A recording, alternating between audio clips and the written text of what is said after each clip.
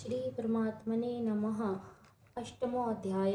Arjun watch. Arjun ने कहा, हे पुरुषोत्तम, वह ब्रह्मा क्या है, अध्यात्म क्या है, कर्म क्या है, अधिभूत नाम से क्या कहा गया है और अधिदेव किसको कहते हैं। हे मधुसूदन, यहाँ अधियज्ञ कौन है और वह इस शरीर में कैसे है, तथा युक्ति चित्त वाले पुरुषों द्वारा अंत समय में आप किस प्रकार जानने में आते हैं। श्री भगवान बोले। श्री भगवान ने कहा, परम अक्षर ब्रह्मा है, अपना स्वरूप अर्थात जीवात्मा अध्यात्म है नाम से कहा जाता है, तथा भूतों के भाव को उत्पन्न करने वाला जो त्याग है वह कर्म नाम से कहा गया है। उत्पत्ति विनाश धर्म वाले सब पदार्थ अधिभूत हैं। हिरणमय पुरुष अधिदेव है। और हे देहधारियों में श्रेष्ठ अर्जुन, इस शरीर में वासुदेव ही अंतर्यामी रूप से अधियज्ञ है। जो पुरुष अंत काल में मुझको ही स्मरण करता हुआ शरीर को त्याग कर जाता है वह मेरे साक्षात स्वरूप को प्राप्त होता है, इसमें कुछ भी संशय नहीं है। हे कुंती पुत्र अर्जुन, यह मनुष्य अंत काल में जिस जिस भी भाव को स्मरण करता हुआ शरीर का त्याग करता है उसको ही प्राप्त होता है, क्योंकि वह सदा उसी भाव से भावित रहता है। इसलिए हे अर्जुन, तू सब समय में निरंतर मेरा स्मरण कर और युद्ध भी कर। इस प्रकार मुझ में अर्पण किए हुए मन बुद्धि से युक्त होकर तू निसंदेह मुझको ही प्राप्त होगा। हे पार्थ, यह नियम है कि परमेश्वर के ध्यान में अभ्यास रूप योग से युक्ति दूसरी ओर न जाने वाले चित्त से निरंतर चिंतन करता हुआ मनुष्य परम प्रकाश रूप दिव्य पुरुष अर्थात पुरुषों को अर्थात परमेश्वर को ही प्राप्त होता है।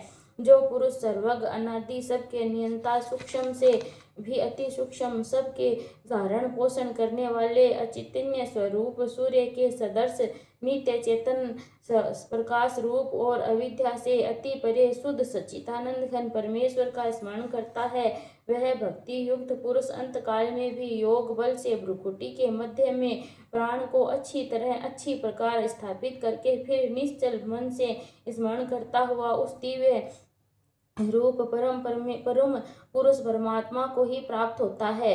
वेद के जानने वाले विद्वान जिस सच्चिदानंद घन रूप परम पद को अविनाशी कहते हैं, आसक्त रहित यत्नशील सन्यासी महात्मा जन जिसमें प्रवेश करते हैं और जिस परम पद को चाहने वाले ब्रह्मचारी लोग ब्रह्मचर्य का आचरण करते हैं, उस परम पद को मैं तेरे लिए संक्षेप से कहूँगा। सब इंद्रियों के द्वारों को रोककर तथा मन को हृदय से स्थिर करके फिर उस जीते हुए मन के द्वारा प्राण को मस्तक में स्थापित करके परमात्मा संबंधी योग धारणा में स्थित होकर जो पुरुष ओम इस अक्षर रूप ब्रह्मा को उच्चारण करता हुआ और उसके अर्थ स्वरूप मुझ निर्गुण ब्रह्मा का चिंतन करता हुआ शरीर को त्याग कर जाता है, वह पुरुष परम गति को प्राप्त होता है। हे अर्जुन, जो पुरुष मुझ में अनन्य चित्त होकर सदा ही निरंतर मुझ परम पुरुषोत्तम को स्मरण करता है, उस नित्य निरंतर मुझ में युक्त हुए योगी के लिए मैं सुलभ हूँ अर्थात उसे सहज ही प्राप्त हो जाता हूँ। परम सिद्धि को प्राप्त महात्मा जन मुझको प्राप्त होकर दुखों के एक क्षण भंगुर पुनर्जन्म को नहीं प्राप्त होते। हे अर्जुन, ब्रह्मलोक पर्यंत सब लोग पुनरावर्ती है, परंतु हे कुंती पुत्र, मुझको प्राप्त होकर पुनर्जन्म नहीं होता, क्योंकि मैं कलांतित हूँ और ये सब ब्रह्मा के लोक काल के द्वारा सीमित होने से अनित्य है। ब्रह्मा का जो एक दिन है उसको 1000 चतुर्युगीत तक की अवधि वाला और रात्रि को भी 1000 चतुर्युक्त गीत की अवधि वाला जो पुरुष तत्व से जानते हैं वे योगीजन काल के तत्व को जानने वाले हैं।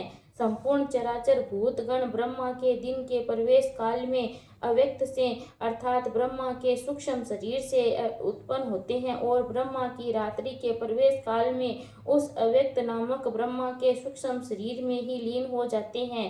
हे पार्थ, यह भूत समुदाय उत्पन्न होकर प्रकृति के वश में हुआ रात्रि के प्रवेश काल में लीन होता है और दिन के प्रवेश काल में फिर उत्पन्न होता है। उस अव्यक्त से भी अति परे दूसरा अर्थात विलक्षण जो सनातन अव्यक्त भाव है, वह परम दिव्य पुरुष सब भूतों के नष्ट होने पर भी नष्ट नहीं होता। जो अव्यक्त अक्षर इस नाम से कहा गया है, उसी अक्षर नामक अव्यक्त भाव को परम गति कहते हैं, तथा जिस सनातन अव्यक्त भाव को प्राप्त होकर मनुष्य वापस नहीं आते, वह परम मेरा परम धाम है। हे पार्थ, जिस परमात्मा के अंतर्गत सर्वभूत हैं और जिस सच्चिदानंद घन परमात्मा से यह समस्त जगत परिपूर्ण है, वह सनातन अव्यक्त परम पुरुष तो अनन्य भक्ति से ही प्राप्त होने योग्य है।